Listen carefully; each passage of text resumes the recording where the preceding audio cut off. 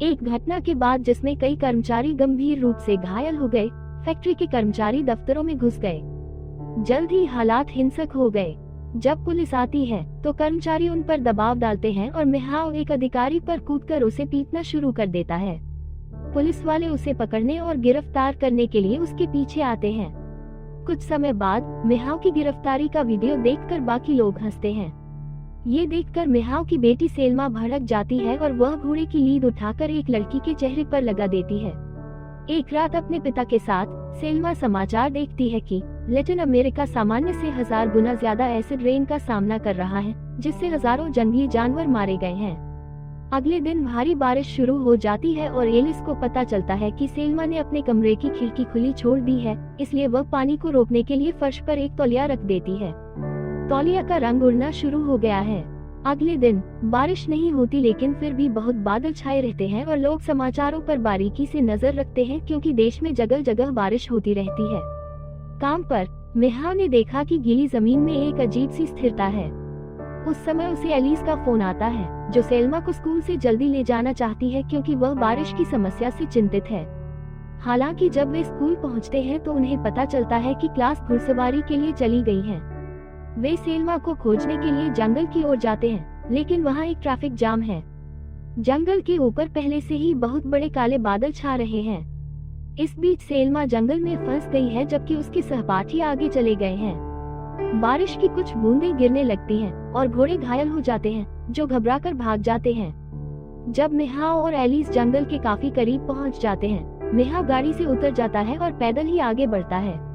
Selma भी दौड़ रही है और जल्द ही वापस आ जाती है। कुछ बूंदें छत के छेदों से होकर जमीन को जला देती हैं।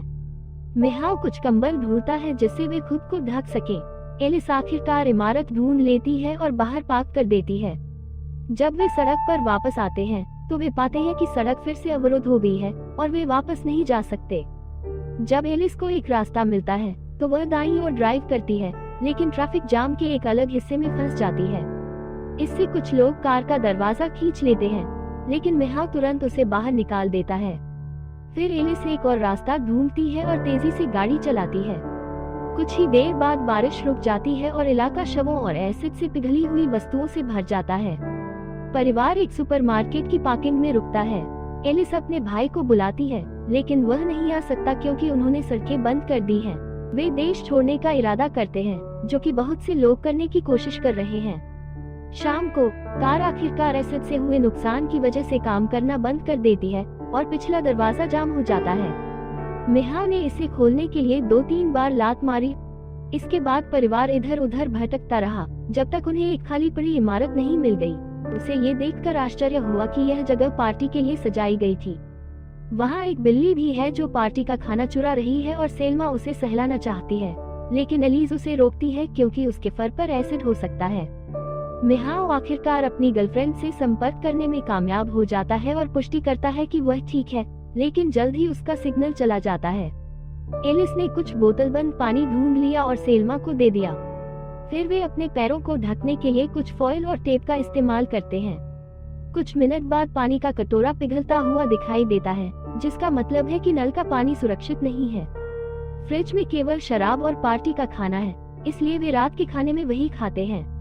बाद में वे सोने चले जाते हैं, लेकिन सेल्मा को नींद नहीं आती और वह बिल्ली की तलाश करती है, लेकिन उसे खून के निशान मिलते हैं जो उसे बिल्ली के मृत शरीर तक ले जाते हैं।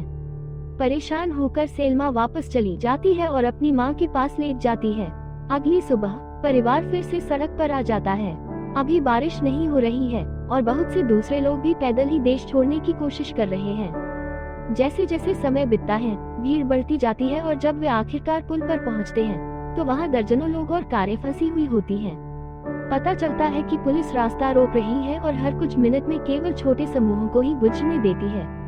भीड़ को इसकी परवाह नहीं है और वे एक दूसरे के खिलाफ धक्का मुक्की करते रहते हैं, जिसके कारण एलिस अपने परिवार से अलग हो जाती है। जब पुलिस ने आखिरकार दूसरे छोटे समूह को जाने दिया तो एलिस को भी आगे धकेल दिया गया। जब वह पुल पार करती है तो उसे पता चलता है कि बीच में एक बड़ा छेद है। पुलिस को उन्हें पीछे हटाने के लिए आंसू गैस छोड़नी पड़ती है। उस समय पुल से एक अजीब सी आवाज आती है और गिरते मलबे से कुछ लोग तुरंत मर जाते हैं और बाकी लोग वापस भागने लगते हैं। लेकिन आगे के लोगों को समझ में नहीं आता और वे फिर भी पुल पार करने के लिए जोर लगाते हैं, जिससे दोनों भीड़ में झड़प हो जाती है। एलिस अपने परिवार तक पहुंचने की कोशिश करती है और इस सारी अफरा तफरी के कारण रेलिंग टूट जाती है। एलिस सहित कुछ लोग पानी में गिर जाते हैं। सेल्मा अपनी मां को बचाने के लिए बेताब होकर पुल से किनारे की ओर भागती है। हालांकि मिहाओ उसका पीछा करता है और उसे रोक लेता है। एलिस की एसिड से जली हुई लाश पानी में बह जाती है। चूंकि पुल का अब उपयोग नहीं किया जा सकता, इसलिए पुलिस बाकी भीड़ को एक सैन्य अड्डे पर ले जाती है। मिहाओ अपनी प्रेमिका को फोन करता है। उन्हें यात्रा के दौरान बोतलबंद पानी दिया जाता है। आखिरकार ट्रकों को सड़क अवरुद्ध मिलती है, इसलिए सैनिक सभी को वाहनों से बाहर निकाल देते हैं और पैदल ही आगे बढ़ते हैं।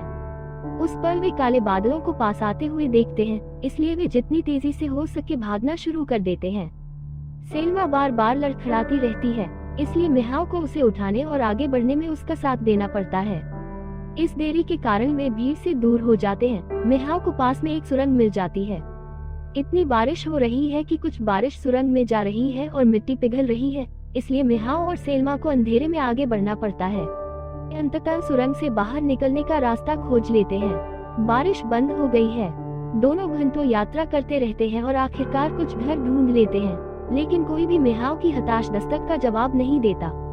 थकावट और दर्द आखिरकार उस पर हावी हो जाता है और वह जमीन पर गिर जाता है, इसलिए सेल्मा सड़क के बीच में मदद के लिए भीख मांगती है। जब मिहाओ जागता है तो उसे पता चलता है कि वह डेबरा और उसके बेटे के घर में है। डेबरा उनके साथ कुछ बोतलबंद पानी और साफ कपड़े साझा करती है, लेकिन वह अपना खाना साझा करने से मना कर देती है क्योंकि उसके पास सिर्फ अपने और लड़के के लिए ही पर्याप्त खाना होता है। सेल्मा घर में इधर उधर घूमती है और एसिड के दागों से भरा एक कमरा पाती है जिसमें प्लास्टिक से सुरक्षित एक अजीब मशीन है। जब वह उसे छूने वाली होती है तो डेबरा उसे रोकती है और समझाती है कि यह उसके बेटे के डायलिसिस के लिए जरूरी है।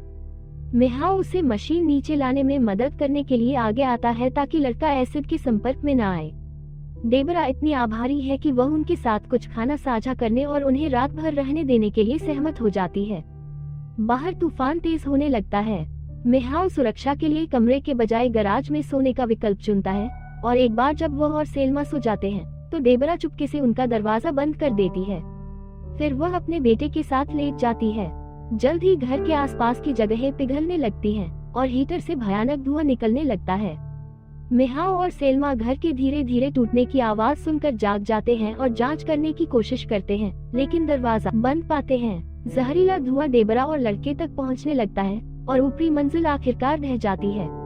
वह अपने नए दोस्तों को छोड़ना नहीं चाहती, लेकिन मिहाओ उसे डेबरा की कार में धकेल देता है और चला जाता है।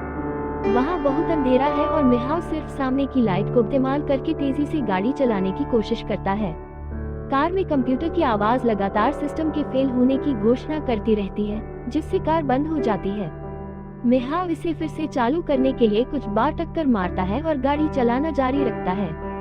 बिना बारिश के घंटों तक यात्रा करने के बाद उन्हें और अधिक खुले मैदान दिखाई देते हैं और मिहाओ कार रोक देता है।